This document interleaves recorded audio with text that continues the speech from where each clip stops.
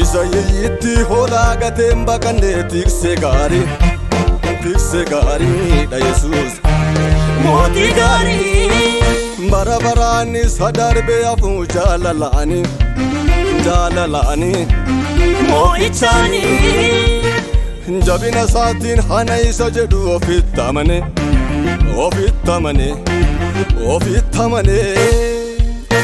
ardi zamirra thakana gare anisa male Yesusi male isa durebi isa jiratu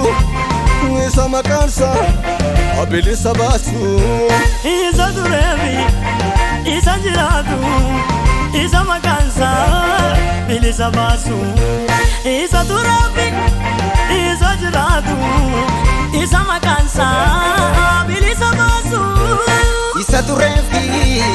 isa jiratu isa makansa bidabatu isa durebi isa jiratu isa makansa bidabatu isa durebi isa jiratu isa makansa bilisabos Jesus Kenya Jesus Kenya Jesus Kenya Jesus Kenya Jesus Kenya Jesus Kenya Jesus Kenya Jesus Kenya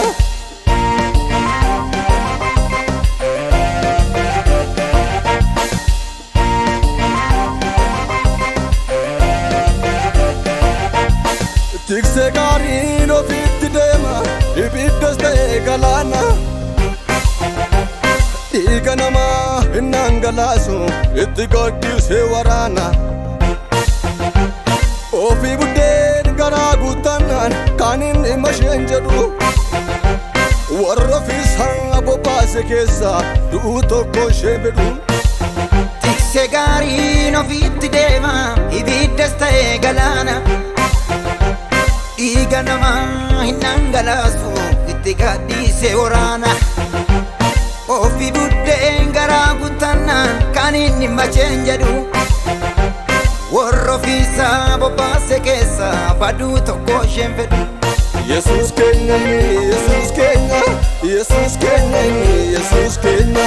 Jesus Kenya Jesus Kenya Jesus Kenya Jesus Kenya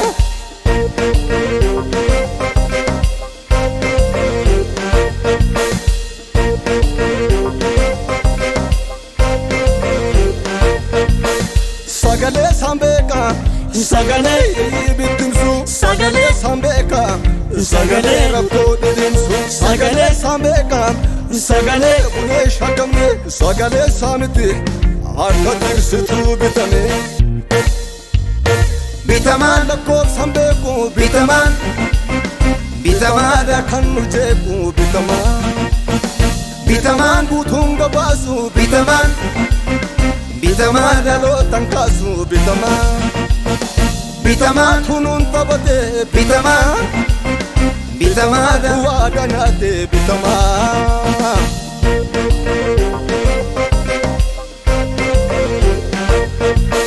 isa karra holo da sa billafi bidanegu isa warra kan satan maka dambeku duga gurguret se budena garalane kana ka Jesus Kenya benturun jurun khane isa karra holo da sa billafi bidanegu isa warra kan satan maka dambeku duga gurguret se